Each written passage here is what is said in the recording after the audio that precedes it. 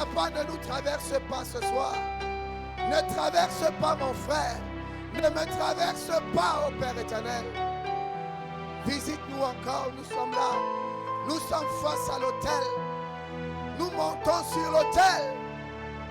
Oh, souverain sacrificateur, agis encore au milieu de nous. Merci pour cette soirée.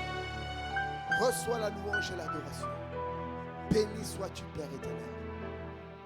Au nom puissant de Jésus-Christ, nous acclamons le Seigneur. Nous acclamons le Seigneur. Nous acclamons le Seigneur avec vie, force, reconnaissance et action de grâce pour ce qui nous a encore conduits dans sa divine présence. Alléluia. Merci Père éternel pour ta grâce. Béni soit ton Saint-Nom, Seigneur. Au nom de Jésus, nous pouvons nous rasseoir pour quelques instants. Shalom peuple de Dieu. Shalom peuple de Dieu. Bienvenue dans la présence du Seigneur.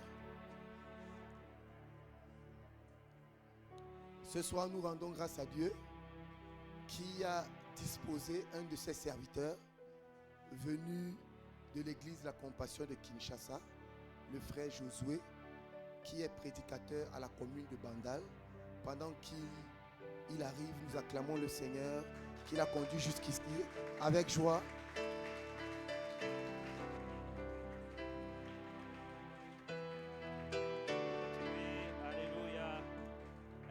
Continuer à acclamer fortement pour le Seigneur.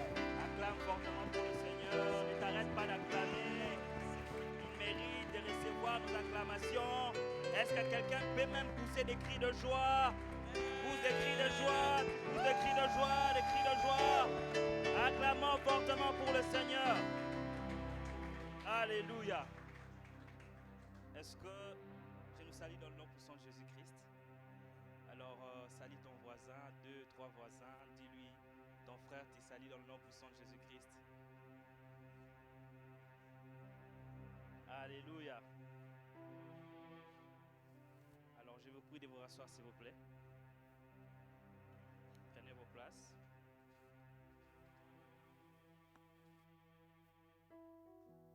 Alors, j'aimerais rendre grâce à Dieu pour cette opportunité qu'il nous donne, pour cette grâce qu'il nous fait de nous tenir au devant de ce peuple, enfin de parler de sa part.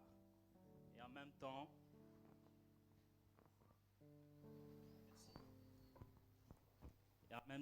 j'aimerais dire merci à l'ange de cette église, le pasteur Marco. C'est un homme vraiment avec beaucoup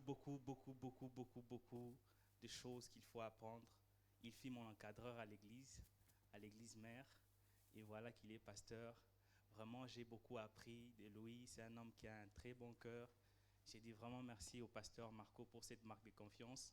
Et en même temps, j'ai dit aussi merci à maman, parce que le pasteur m'a dit qu'il allait nous suivre. Vraiment, pasteur, merci. Merci beaucoup. Merci pour cette marque de confiance. Et en même temps, j'aimerais dire merci à mon père, le pasteur John Mamba, qui m'a permis d'être là ce soir avec vous. Parce que sans lui, sans son accord, alors je n'allais pas être au milieu de vous. Alléluia. Alors, le thème que je nous propose ce soir, c'est la fidélité de Dieu. Alléluia. La fidélité de Dieu. Alors, d'emblée, j'aimerais dire ceci. La plupart des hommes, lorsqu'ils entendent parler de la fidélité de Dieu, ils se disent que Dieu m'a promis quelque chose, Dieu va certainement le faire. Et c'est vrai. Je sais qu'ici, il y a plusieurs gens, Dieu leur a promis des choses et Dieu va le faire parce qu'il est fidèle, parce qu'il ne peut se nier lui-même. Lorsqu'on parle de la fidélité, c'est d'abord la personne de Dieu. C'est d'abord la personne de Jésus-Christ. Alléluia. Mais très souvent, lorsqu'on parle de la fidélité de Dieu, nous avons tendance à oublier notre part. Parce que dans la fidélité de Dieu, certes, il y a la part de Dieu, mais aussi il y a la part de l'homme. Alléluia. Dieu ne fera pas tout à ta place. Dieu a sa part à faire, mais aussi l'homme aussi a aussi une part à faire. Alléluia. Est-ce que on est ensemble avec vous? Permettez-moi d'aller très lentement. Alors, très, très lentement parce qu'on m'a dit vraiment que je devais enseigner. Alléluia. On m'a dit qu'aujourd'hui, c'est une soirée d'enseignement. C'est ça, non? Alors, j'aimerais qu'on soit ensemble, hein? Qu'on soit un feedback, que je me sente un peu chez moi, quoi. Parce que je sais déjà que non, on m'a très bien accueilli ici. Vraiment, je vous dis merci beaucoup. On m'a très bien accueilli. On nous a très bien accueillis avec Steve. On se sent vraiment chez nous. Alléluia. Alors, je rends grâce à Dieu parce qu'il n'y a pas de différence lorsque je suis à Kinshasa ici. C'est vraiment la maison. Je rends grâce à Dieu pour cet amour, cette unité qui est au milieu de nous. Alléluia. Alors, d'emblée, j'aimerais dire ceci. On vit la fidélité de Dieu parce que Dieu est fidèle. Oui, c'est vrai. Mais on vit la fidélité de Dieu sur base des processus que Dieu a mis en place pour vivre la fidélité. Alléluia. C'est comme le salut. Le salut, elle est gratuite. Tout le monde peut adhérer au salut. Mais il y a un processus à suivre pour pouvoir toucher le salut. C'est-à-dire, premièrement, il faut croire que Jésus-Christ est Seigneur et Sauveur. Alléluia. Et deuxièmement, il faudrait le confesser. C'est aussi pareil qu'avec la fidélité de Dieu. On ne vit pas la fidélité de Dieu parce que Dieu est fidèle. Non. On vit la fidélité de Dieu parce qu'il y a des processus que Dieu a mis en place pour vivre sa fidélité. Alléluia.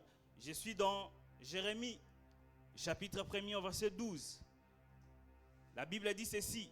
Et l'Éternel me dit, tu as bien vu, car je veille sur ma parole pour l'exécuter. Écoutez ce que Dieu est en train de dire à Jérémie. Il dit que tu as bien vu, car je veille sur ma parole pour l'exécuter. Nous sommes dans un contexte où Dieu est en train de dire à Jérémie ce qu'il va faire avec Jérémie. Et Dieu est en train de faire vivre à Jérémie des expériences. Mais écoutez, au-delà de toutes ces expériences, Dieu se met à dire à Jérémie, car je veille sur ma parole pour l'exécuter. J'aimerais déjà d'emblée dire à quelqu'un ce soir, Dieu veille sur sa parole pour l'exécuter. Je ne sais pas qu'est-ce qu'il t'a dit, mais j'aimerais te rassurer, Dieu veille sur sa parole pour l'exécuter. Il se peut qu'il t'a dit quelque chose en janvier, mais nous sommes déjà en novembre, tu n'as pas encore vu. J'aimerais te dire ceci, sois calme parce que Dieu veille sur sa parole pour l'exécuter. Alléluia. Est-ce que tu peux dire à ton voisin, Dieu veille sur sa parole pour l'exécuter? Dis à ton voisin que Dieu veille toujours sur sa parole pour l'exécuter. Alléluia. Alors les hommes définissent la fidélité de Dieu sur base de deux choses. Vous serez d'accord avec moi? Premièrement, dans des moments de bonheur, l'homme peut définir que cet homme est fidèle. Mais aussi dans le moment le plus sombre de la vie, lorsque la personne reste toujours avec toi, tu définis que cette personne est fidèle, n'est-ce pas? On est d'accord? Mais Dieu n'est pas dans ces choses. Dieu ne dépend pas de ta fidélité ou de ton infidélité pour demeurer fidèle. Parce que sa nature ne lui permet pas de changer. Dieu est fidèle. Alléluia. Je ne sais pas si je me fais comprendre. Donc Dieu ne dépend pas des conditions de l'homme pour demeurer fidèle. Même lorsque toi tu décides de l'abandonner, Dieu demeure fidèle.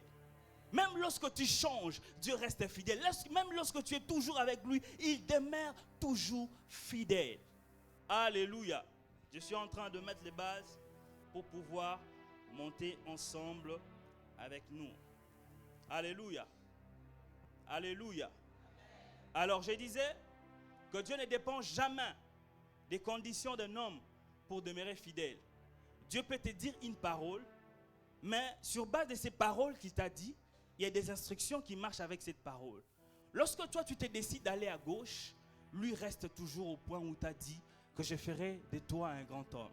Le problème avec les hommes, c'est que lorsqu'on entend la promesse de Dieu, nous sommes pressés, prompts à sortir pour vivre la promesse que Dieu nous a donnée. Mais le problème, c'est quoi? Nous ne laissons pas à Dieu le temps de nous dire les instructions qui vont avec la promesse qu'il nous a donnée. Et c'est ça le plus grand problème de l'homme. Nous sommes dans la présence de Dieu. Nous entendons les oracles de Dieu. On nous prophétise. On te dit que tu seras un grand commerçant. On te dit que tu feras de grandes choses dans cette nation. C'est vrai. Mais au-delà de ce qu'on t'a dit, quelles sont les instructions qui allaient avec la promesse qu'on t'a donnée? Très souvent, les hommes entendent. Ils veulent entendre ce qui leur fait bien aux oreilles. Quand Dieu te dit, écoute, je ferai de toi ça, ceci, il est content. Mais le problème, c'est que je nous pose ce soir la question, est-ce qu'avons-nous laissé à Dieu le temps de nous donner les instructions qui allaient avec notre promesse? Très souvent, nous accusons Dieu. Seigneur, tu m'as promis en janvier.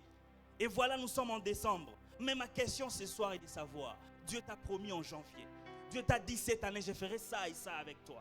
Mais est-ce que tu as eu le temps d'entendre ce que Dieu avait dit par rapport aux instructions que tu devais faire pour vivre cette promesse? Alléluia. C'est ça le plus grand problème de l'homme. Mais écoutez dans Juge 13, la Bible dit ceci. Un ange de l'Éternel apparut à la femme et lui dit, voici tu es stérile et tu n'as point d'enfant. Tu deviendras enceinte. Ça c'est la promesse que la femme qu'elle a reçue. C'est-à-dire elle deviendra enceinte parce qu'elle n'a pas d'enfant. Et tu enfanteras un fils. Ça c'est un détail. Mais maintenant écoute. À chaque fois que Dieu te donne une parole, il y a cette parole qui suit. Maintenant prends bien garde. Écoutez maintenant la suite. Ne bois ni vin. Au-delà de la promesse qu'elle avait de pouvoir toucher un enfant, cette promesse était suivie des instructions. Cette promesse, Dieu disait, tu ne boiras ni vin. Dieu t'a dit quoi? Dieu t'a dit, tu seras un grand chantre.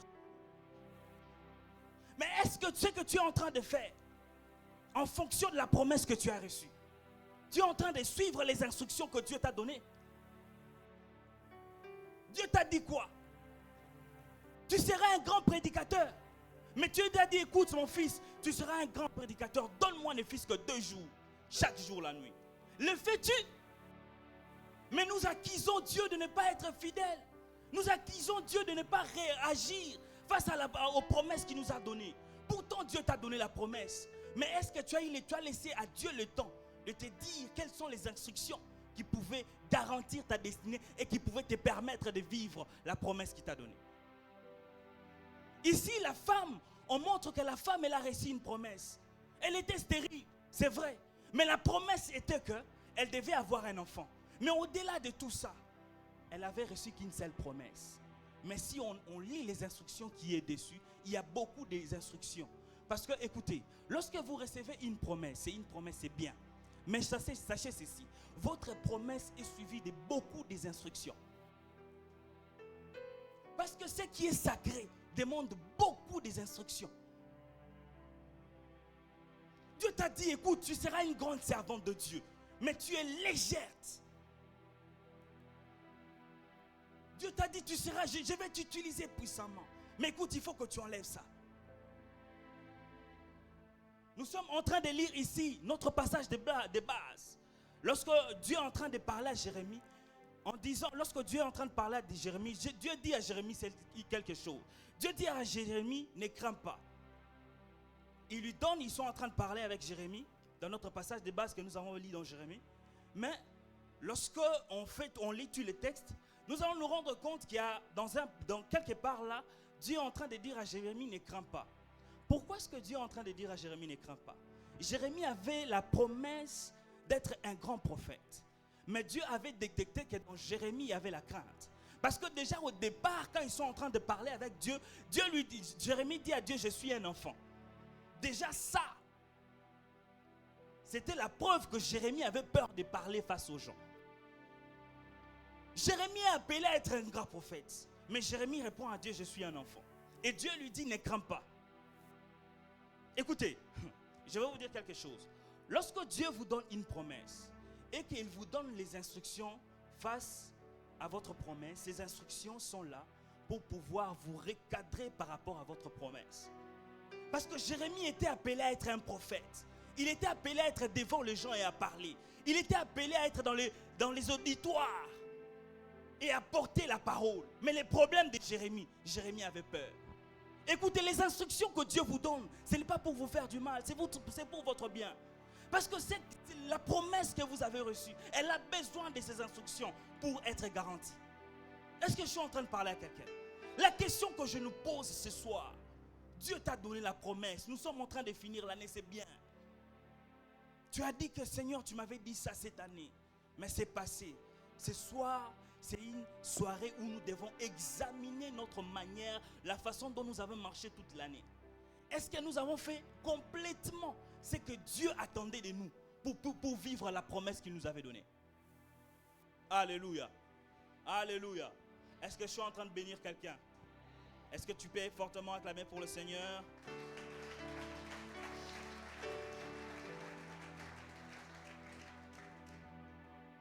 Alors ce soir, j'ai 9 points. Je vais parler juste de quelques points, puis on va prier. Alléluia. Alors l'autre grand thème, c'est la fidélité de Dieu. Alléluia. Alors le premier point, c'est la fidélité de Dieu liée à ses promesses sur son œuvre. Dis à ton voisin, la fidélité de Dieu liée à ses promesses sur son œuvre. Écoutez ce que la Bible dit. Je suis dans Exode 23, 25. Vous servirez l'Éternel votre Dieu et il bénira votre pain et vos eaux. J'éloignerai la maladie du milieu de toi. Il n'y aura dans ton pays ni femme qui avorte ni stérile. J'aimerais qu'on prenne, il n'y aura dans ton pays ni femme qui avorte. Écoutez, plusieurs avortent leur destinée. Non pas qu'ils n'ont pas de destinée. Dieu a donné la destinée à tout le monde. On est d'accord? Vous êtes d'accord avec moi que tel que vous êtes là, vous avez une destinée à accomplir sur cette terre. Parce qu'en tant qu'ambassadeur céleste, Dieu n'envoie pas un ambassadeur tout simplement pour remplir la terre pour rien. Alléluia. Donc vous êtes destiné à accomplir quelque chose. Mais le problème c'est que plusieurs avortent leur destinée parce qu'ils ne laissent pas à Dieu le temps de leur donner des instructions. Alléluia. Est-ce que tu peux fortement acclamer pour le Seigneur?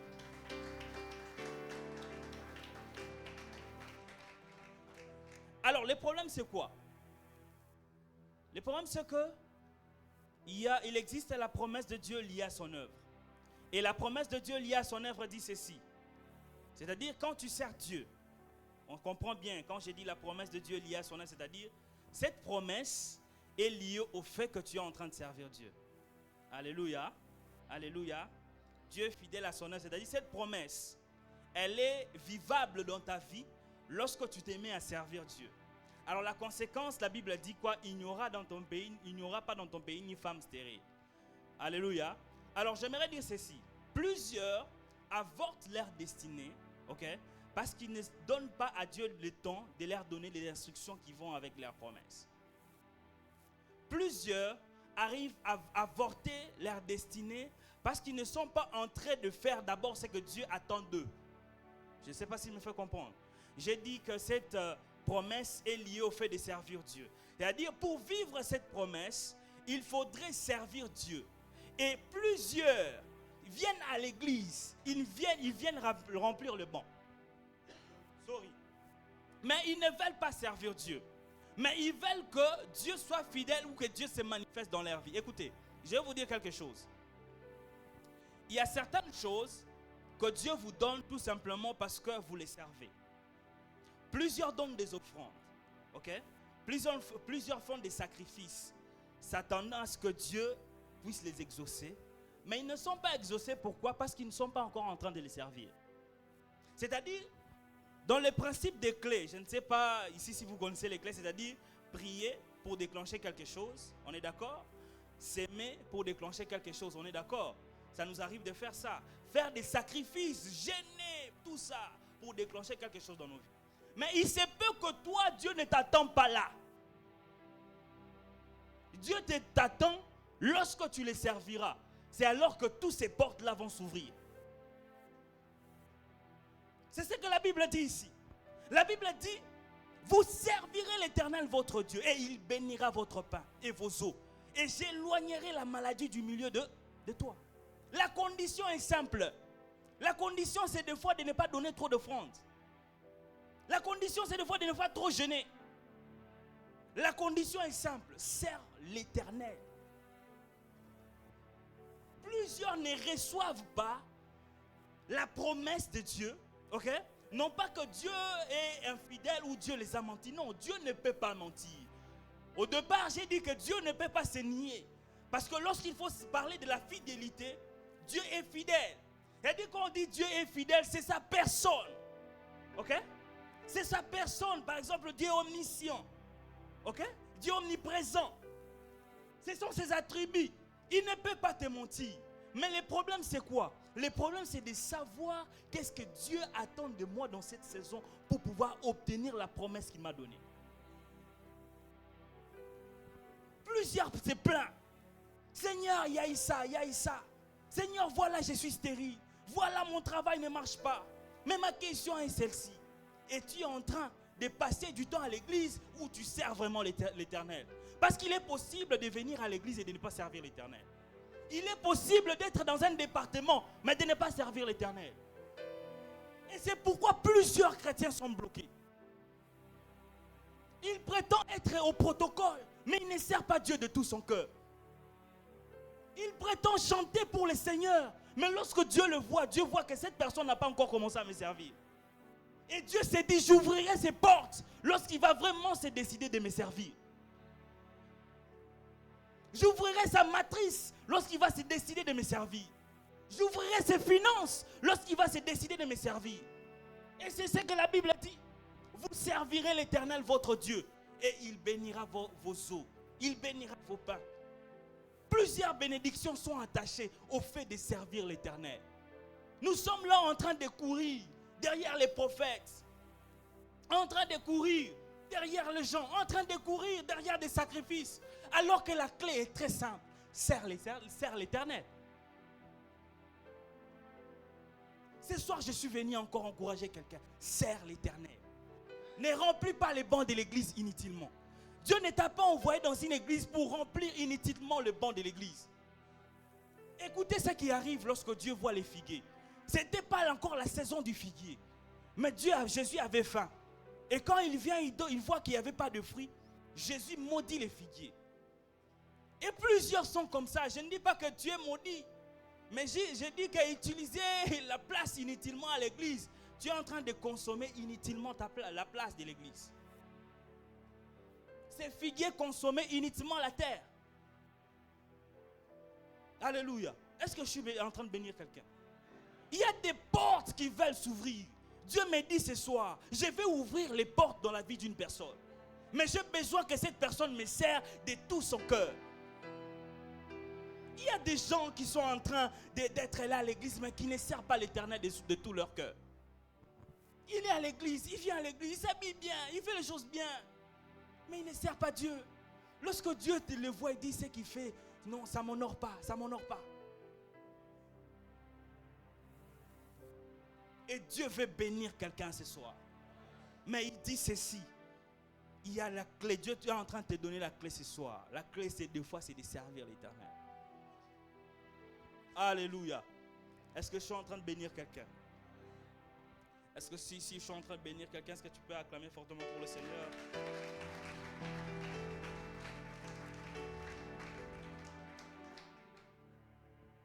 Alléluia. Écoutez ce que la Bible dit. La Bible dit, fait ceci. Ni femme stérile. On est d'accord? La Bible dit, ni femme stérile. Est-ce que nous avons la Bible avec nous? J'aimerais qu'on lise ça pour que ça soit clair pour tout le monde. Alléluia. Alors je vais relire pour nous. La Bible dit ceci. Vous servirez l'Éternel votre Dieu et il bénira votre pain et vos eaux. Et j'éloignerai la maladie du milieu de toi. Il n'y aura dans ton pays ni femme qui avorte, ni stérile. Alléluia. Je ne sais pas s'il y a des médecins ici. Il y a des médecins ici? Alors, vous serez d'accord avec moi, les femmes stériles ont des matrices. Ok? Il y a des docteurs ici? Docteur? Ah, il faut confirmer ce que j'ai dit. Les femmes stériles ont des matrices. Mais leur matrice n'a pas la capacité, ok, de prendre la sémence et de reproduire cette sémence et de donner un homme. C'est ce que j'ai dit, c'est vrai. C'est-à-dire, elle est femme. Elle peut avoir un enfant parce qu'elle a une matrice. Mais le problème, c'est que la matrice n'a pas la capacité totale de prendre la sémence et de la reproduire. Et plusieurs sont là comme ça. Ils sont là. Il est prédicateur, c'est vrai. Mais il n'a pas la capacité de capter l'inspiration divine d'une prédication qui peut changer sa destinée. Il est chantre, c'est vrai. Mais il n'a pas la capacité de capter les chants que Dieu attend qu'il puisse dégager. Et c'est ce qui arrive. Plusieurs sont dans des églises, mais ils n'ont pas la capacité de capter les choses divines. Tu es dans le business, c'est vrai. Mais tu n'as pas la capacité de capter l'inspiration que Dieu peut te donner pour réorganiser ton entreprise. C'est ce qu'on dit. Femme stérile, elle a la matrice. Elle est femme. Elle remplit les critères pour avoir un enfant. Mais le problème, c'est que sa matrice n'a pas la capacité de prendre la sémence et de la reproduire.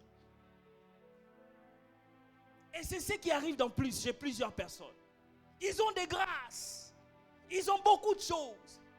Mais parce qu'ils ne servent pas Dieu totalement, il se peut que, en ne servant pas le Seigneur, Dieu a fermé ta matrice. Parce qu'on doit se le dire, hein? Des fois on accuse trop Satan. Des fois c'est Dieu qui fait exprès de fermer la matrice de plusieurs. C'est ça. On accuse Dieu. Tu viens à l'église et tu blagues. Tu viens à l'église et tu blagues avec les choses de Dieu. Tu ne prends pas au sérieux les choses de Dieu. De telles personnes, Dieu ferme les ciels. Alléluia. Nous sommes dans le contexte où Dieu dit, vous servirez l'Éternel. Et il éloignera tout ça. Alléluia. Nous sommes dans ce contexte-là. C'est-à-dire, nous sommes en train de servir l'Éternel. Mais Dieu dit, vous servirez l'Éternel. La condition, c'est de servir l'Éternel de tout son cœur. Il va éloigner tout ça. Il n'y aura pas dans ton pays ni femme stérile. Plusieurs sont stériles. Ils ont beaucoup de grâce. Mais ils n'arrivent pas à dégager leur potentialité. Alléluia. Est-ce que je suis en train de bénir quelqu'un? Est-ce que je suis en train de bénir quelqu'un? Dis à ton voisin, servons les Seigneurs. Servons les Seigneurs de tout notre cœur. Alléluia. Je suis en train de bénir quelqu'un. Je le crois de tout mon cœur. Écoutez l'exemple de Zacharie. Nous sommes dans Luc 1, verset 8. Un jour, Zacharie assurait son service devant Dieu. Écoutez, j'aimerais qu'on retienne cette phrase. Un jour, Zacharie assurait son service devant Dieu. Zacharie était de faire quoi? De servir l'Éternel. Parce que la Bible dit, un jour, Zacharie assurait son service devant Dieu. Ok? Mais écoutez maintenant. C'était le jour de sa classe sacerdotale, suivant la coutume de prêtre. Il avait été désigné par le sort pour entrer dans le sanctuaire du Seigneur et y offrir l'encens. À l'heure de l'offrande du parfum, toute la multitude se tenait en prière à l'extérieur. Tout à coup, un ange du Seigneur lui apparut debout à droite de l'autel des parfums. Quand Zacharie les vit, il en fut bouleversé. Et la peur s'empara de lui. Mais l'ange lui dit, n'aie pas peur Zacharie, car Dieu a entendu ta prière. À vous et moi, lorsque Zacharie était en train de servir, il a prié quand? Donc ton service a la capacité de prendre, de se transformer, de prendre la forme de la prière devant Dieu.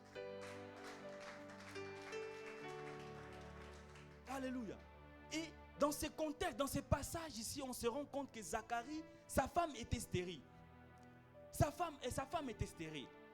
Et Zacharie qui entre pour servir Dieu, tellement que sa femme était stérile. Écoutez ce que l'ange lui dit. L'ange lui apparaît et lui dit, Dieu a entendu ta prière. Dieu a entendu la prière de Zacharie sur base de quoi? Parce que sa femme, elle était stérile. Et elle deviendra enceinte. J'ai prié que Dieu entende ta prière ce soir. Je prie de tout mon cœur que Dieu entende ta prière ce soir. Et que tu sois enceinte de grâce, de potentiel divin. Quand je dis enceinte, j'espère que ça ne choque pas les gens. Nous sommes tous ici. Alléluia. Okay.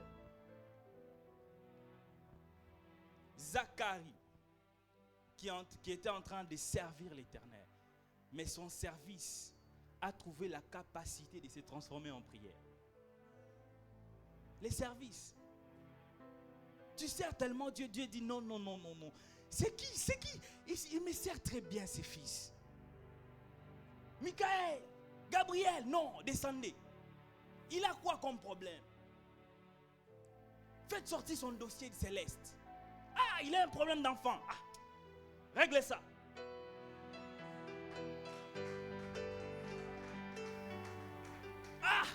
Il a un problème d'argent. Règle ça. Alléluia. Pourquoi? Parce que Zacharie était en train de servir l'Éternel. Est-ce que je suis en train de bénir quelqu'un? Alléluia. Alors le deuxième point, c'est la fidélité de Dieu liée au sacrifice. Je pense que quelqu'un est choqué. Ah, comment dans la grâce on peut faire des sacrifices? Écoutez, il existe de la fidélité de Dieu liée au sacrifice. Que vous le voulez ou non, Dieu a mis ça comme ça. On peut demander à l'ange de l'église, malgré toutes les promesses qu'il a eues, s'il ne fait pas des sacrifices, il fait des sacrifices. Dieu lui dit de faire des sacrifices. Alléluia. Alléluia. La fidélité de Dieu liée au sacrifice. Luc 2, 39. Après être sorti, il alla selon sa coutume à la montagne des Oliviers. Qui alla? C'est Jésus bien sûr. Ses disciples le suivirent. Lorsqu'il fut arrivé dans ce lieu, il leur dit: priez afin que vous ne tombiez pas en tentation. Puis il s'éloigna d'eux à la distance d'environ un jeune de pierre, et s'étant mis à genoux, il pria en disant: Père, si tu le voulais, éloigne de moi cette coupe, mais toutefois que ma volonté ne s'efface pas, mais la tienne. Alors un ange lui apparut du ciel pour les fortifier. La fidélité de Dieu liée au sacrifice. Mais avant de toucher ça, j'aimerais un peu ouvrir une brèche. Nous sommes au mont des Oliviers. Ces jours-là, moi j'appelle ça porte ouverte des tentations. Les disciples, Jésus, les scribes, tous sont tentés. Les disciples sont tentés de fuir. Jésus est tenté de fuir la croix. En tant qu'humain, il dit: Père, si tu le peux, éloigne de moi cette coupe. Ok? Il est tenté de fuir la croix. Et les scribes, les pharisiens sont tentés d'arrêter un innocent.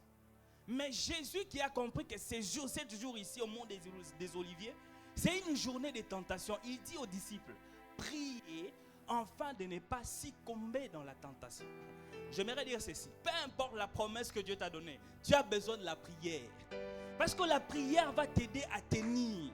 Parce que ta promesse, tu vas passer par beaucoup de difficultés. Et la prière t'aidera à tenir. Nous avons besoin de la prière. Je ne sais pas qu'est-ce que Dieu t'a dit. Mais ma frère, ma soeur, mon frère, tu as besoin de la prière. Parce que la prière est très importante dans la fidélité de Dieu. La fidélité de Dieu, c'est-à-dire, Dieu peut te promettre une chose. Ça peut te prendre 10 ans, ça peut te prendre 2 ans. Mais tu as besoin de la prière pour te maintenir. Parce que sans la prière, il est impossible d'avoir encore la force, parce que la prière nous permet de renouveler notre énergie.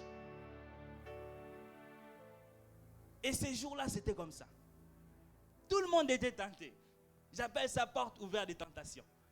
Les scribes et les pharisiens sont tentés d'arrêter un innocent. Jésus est tenté de fuir la croix. Il prie: Père, si tu le peux, éloigne de moi cette coupe. Les disciples sont tentés de fuir. Mais Jésus leur dit: priez afin de ne pas tomber dans la tentation. Peu importe la promesse que tu as reçue. Tu as reçu la promesse d'être président de la République. La prière est très importante. Dis à ton voisin: la prière est très importante. Alléluia. Alors, j'ai parlé de la fidélité de Dieu liée au sacrifice. Les fils de l'homme, Jésus, Dieu lui a promis qu'il va recevoir les noms élevés au-dessus de tout nom. Mais pour recevoir ça, les sacrifices à faire, c'était de monter à la croix. Les sacrifices à faire pour recevoir les noms élevés au-dessus de tout autre nom, c'était de monter à la croix. Si Jésus n'était pas monté à la croix, il n'allait pas recevoir les noms élevés au-dessus de tout autre nom. C'est parce qu'il a accepté de pouvoir se sacrifier pour toucher la promesse qu'il avait reçue. J'aimerais dire à quelqu'un: je ne sais pas ta promesse ce soir, mais j'aimerais te dire: il faut accepter la croix. Il faut accepter les sacrifices. Je ne sais pas qu'est-ce que Dieu te demande. Dieu te demande de jeûner tous les jeudis, je ne sais pas. Mais il faut se sacrifier pour ça. Toute promesse est attaché à des sacrifices à faire. Le pasteur, le père de cette église, avait reçu la promesse qu'il sera pasteur de l'église de Douala. Mais il a fait beaucoup de sacrifices pour que tout le monde ici, aujourd'hui, nous soyons comme nous sommes ici. Peu importe la promesse que tu as reçue, je ne sais pas ta promesse. On t'a dit tu seras président de la République. On t'a dit tu seras un grand chanteur, un grand vendeur. Je ne sais pas. Il y a des sacrifices à faire. Et il faut accepter les sacrifices pour pouvoir toucher la promesse. Le Fils de l'homme, Jésus, a accepté de monter à la croix pour pouvoir toucher cette promesse qu'il avait. Avoir les noms élevés au-dessus de tout autre nom. La condition était simple, de monter à la croix. Et ce soir, Jésus nous enseigne, accepte de te sacrifier. Nous voulons voir cette église grandir. Il faut accepter d'aller dehors, de crier, d'évangéliser. Alléluia. Nous voulons que cette église grandisse. Il y a des sacrifices à faire. Il faut des formations et des formations. Il faut des formations et des formations. Dans toute chose, ça demande des sacrifices à faire. Quelqu'un dit à son voisin, sacrifie-toi pour la promesse que tu as reçue. Sacrifie-toi pour la promesse que tu as reçue. Est-ce que quelqu'un peut m'aider à acclamer fortement pour le Seigneur?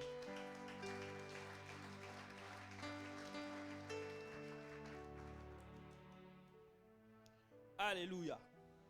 Il existe aussi la fidélité de Dieu liée à l'offrande et à la dîme. Dis à ton voisin, la fidélité de Dieu liée à l'offrande et à la dîme. Souris-lui, souris-lui. Très souvent à l'église, quand on parle de la dîme et l'argent, on devient... Souris-lui, dis-lui la fidélité de Dieu liée à l'offrande et à la dîme. Écoutez, même la nature nous enseigne qu'on ne mange pas tout. Je répète, même la nature nous enseigne qu'on ne mange pas tout. Il y a une partie qu'on mange et une partie qu'on jette sur la terre. Tu as la mangue, tu ne peux pas manger même les noyaux de la mangue, jamais. Même la nature nous enseigne il y a une partie là, on sème. Il faut s'aimer ça. Écoutez, j'ai parlé des instructions. Dieu est derrière ces instructions. La loi de la sémaille, c'est Dieu lui-même qui a mis ça. Parce que c'est très souvent dans des églises, quand on parle de la dîme et de l'offrande, les gens sont frustrés. Écoutez, la loi de la sémaille, ce n'est pas un homme qui a mis ça. C'est Dieu qui a mis ça. Est-ce que je suis en train de parler à quelqu'un? Il existe la fidélité de Dieu liée à l'offrande et à la dîme. On dit que Jésus est l'offrande, n'est-ce pas? Il a été l'offrande. On est d'accord, non? Même Jésus était l'offrande. Tu veux être béni. Tu veux te voir prospérer. Mais il faut sacrifier, il faut faire sortir dans la poche. Mettre. Et je répète, même la nature nous enseigne qu'on ne mange pas tout. Tu vas acheter l'avocat. Tu ne vas jamais manger les noyaux de l'avocat. Jamais. Parce que Dieu au départ avait déjà nous enseigné, écoutez, lorsque je te bénis, il faut aussi savoir ceci. J'ai ma part dans ta bénédiction. Dans la promesse que Dieu t'a donnée, Dieu a sa part. C'est comme ça. Lorsque Dieu te donne une promesse, il va aussi manger tes dents. Tu ne mangeras pas seul. Tu ne mangeras pas seul. Il a aussi sa part dedans. Et aujourd'hui, j'aimerais nous inciter à pouvoir donner l'offrande. Parce qu'il y a la fidélité de Dieu liée à la dîme et à l'offrande. Alléluia. Je ne sais pas si je suis en train de bénir quelqu'un. Alléluia. Alors, je vais prendre le 4e point. Je suis en train d'aller vite. Le 4e point. La fidélité de Dieu. Attendez. La fidélité de Dieu liée au nom de son Fils Jésus-Christ. la fidélité de Dieu liée au nom de son Fils Jésus-Christ. Qu'est-ce qui s'est passé? Dieu a donné à Jésus-Christ la promesse en disant, si tu montes à la croix, j'élèverai ton nom au-dessus de tout autre nom. Et Jésus a fait cela. Jésus s'est sacrifié et c'est même pourquoi aujourd'hui on prie au nom de Jésus. Parce que Jésus avait reçu cette promesse que son nom sera élevé au-dessus de tout autre nom. Okay? Et il a accompli tout ça. Et aujourd'hui, nous sommes en train de prier au nom de Jésus. Alors là, j'aimerais un peu donner les passages bibliques pour nous faire comprendre. Puis je vais prendre le point final, puis on va clôturer. Alléluia. Je suis dans Jean 3,16. La Bible dit, car Dieu a tant aimé le monde qu'il a donné son Fils unique, afin que quiconque croit en lui ne périsse point, mais qu'il ait la vie éternelle. Philippiens 2,8. Il s'est humilié lui-même, se rendant obéissant jusqu'à la mort, même jusqu'à la mort de la croix. Philippiens 2,9. C'est pourquoi aussi Dieu l'a souverainement élevé et lui a donné le nom qui est au-dessus de tout nom. Enfin qu'en son nom, tout genou fléchisse dans les cieux, sur la terre et sous la terre. Et que toute langue confesse que Jésus-Christ est Seigneur à la gloire du Dieu le Père. Dieu dit tout ça, mais à la fin il dit quoi? À la gloire du Dieu le Père. Écoutez, Dieu aime la gloire. J'aimerais dire à quelqu'un ceci. Lorsque tu dis au nom de Jésus, c'est la gloire du Dieu le Père que tu appelles. Lorsque tu dis au nom de Jésus, c'est la gloire du Dieu le Père que tu appelles. Et ce soir, nous allons prier au nom de Jésus. Parce que c'est lui qui est notre sauveur. Il a commencé à être un modèle en se sacrifiant par rapport à la promesse qu'il avait. Alléluia. Je ne sais pas si je suis en train de bénir à quelqu'un. Aujourd'hui, nous allons prier au nom de Jésus. Au nom de Jésus. Quand on dit au nom de Jésus, c'est la gloire du Dieu le Père. Quand nous prions au nom de Jésus, à chaque situation, quand tu dis au nom de Jésus, c'est le ciel que tu fais descendre. C'est les anges qui remplissent les lieux. Quand tu dis au nom de Jésus face à ton problème qui a duré, c'est l'atmosphère céleste qui descend. Quand tu dis au nom de Jésus face à ton problème, ce sont les anges qui ont des exaucements qui descendent. Quand tu dis au nom de Jésus, face à ce problème de travail qui a duré, c'est le travail céleste que tu appelles. Quand tu dis au nom de Jésus, face à ces problèmes qui te dérangent dans ta famille, c'est la gloire du Dieu le Père que tu appelles dans ta famille. C'est la paix du Dieu que tu appelles dans ta famille. Et aujourd'hui, on va prier au nom de Jésus. Au nom de Jésus. Mais avant de pouvoir clôturer, j'aimerais donner quelque chose ici. Puis c'est par là qu'on va clôturer. C'est par là, vraiment, qu'on va clôturer. Alléluia. Il existe la fidélité de Dieu liée à l'emplacement géographique. Dis à ton voisin, il existe la fidélité de Dieu liée à l'emplacement géographique. Il existe la fidélité de Dieu liée à l'emplacement géographique. Écoutez, au début, quand j'ai commencé, j'ai dit ceci. Dieu reste fidèle. C'est-à-dire, quand Dieu te donne une promesse, il te donne les instructions qui vont avec cette promesse. Quand toi tu vas à gauche, lui reste là. Quand tu vas à droite, il reste là. Jusqu'à ce que tu vas revenir, alors vous allez faire route avec lui. Et plusieurs échouent. Non pas parce que le pays est mauvais. Le pays est bon. Mais le pays n'est pas profitable pour eux. Je ne sais pas si je me comprends ce que je dis. Plusieurs n'arrivent pas à percer. Non pas parce que le pays est mauvais. Mais sa position géographique n'est pas dans le calendrier céleste pour sa percée. On va lire Juge 13, 2. Il y avait un homme de Tsorah, de la famille des Danites, qui s'appelait Manoah. Sa femme était stérile et n'enfantait pas. Un ange de l'Éternel apparut à la femme et lui dit, voici tu es stérile et tu n'as point d'enfant.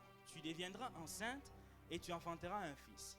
Maintenant prends bien garde, ne bois ni vin, ni liqueur forte, ne mange rien d'impur. J'ai déjà parlé de ça, j'ai fait allusion aux instructions que Dieu nous donne.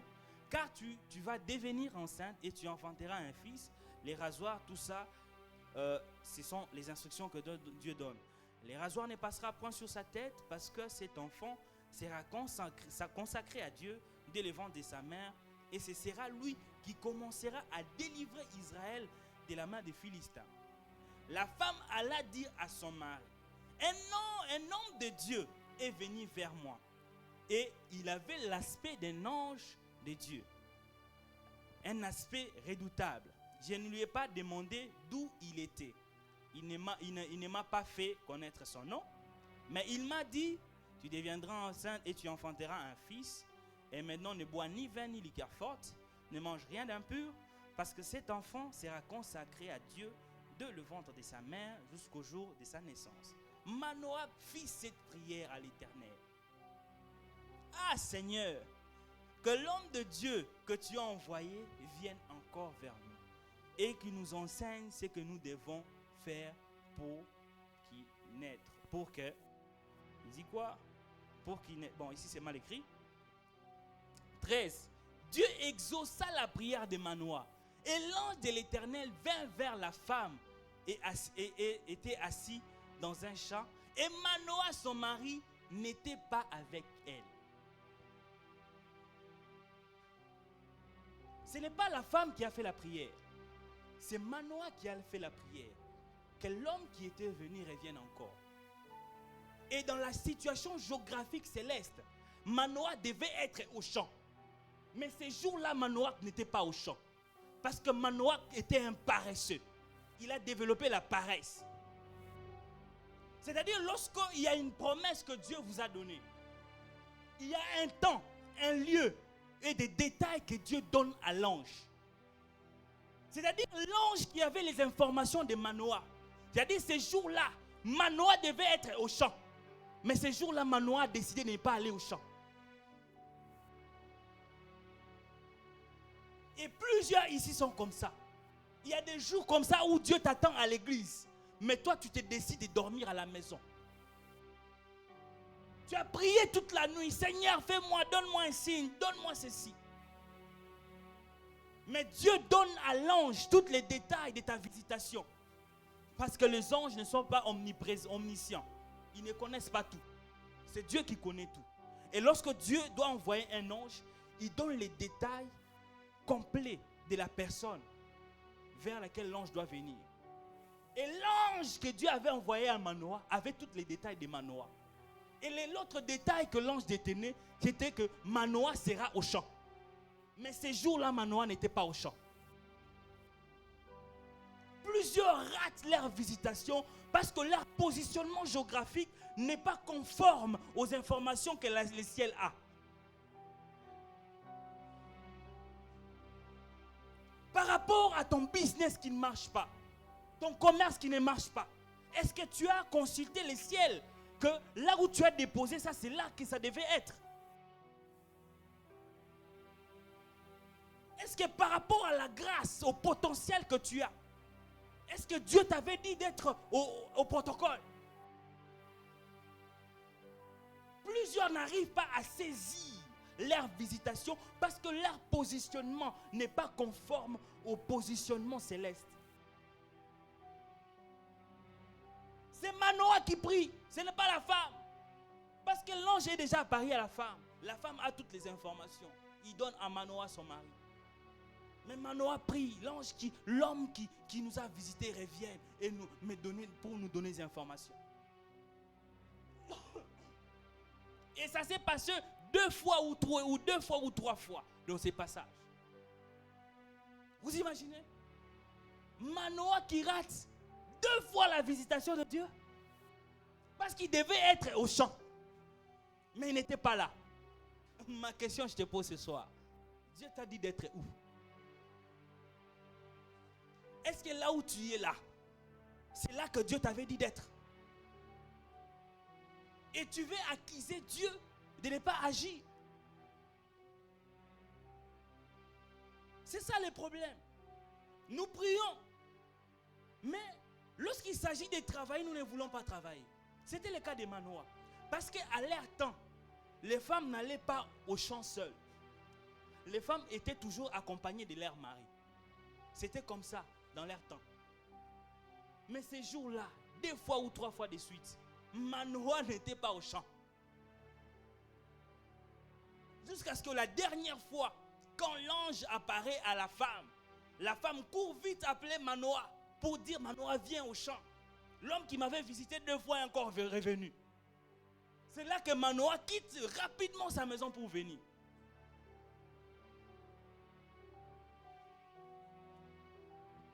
Plusieurs sont fainéants, même dans les choses de Dieu. Il demande ça, mais il fait le contraire.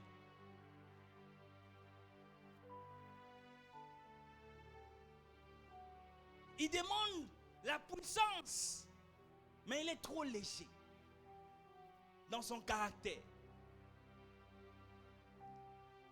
Il demande la puissance dans sa voix, mais c'est lui, Mami Japap, c'est ça.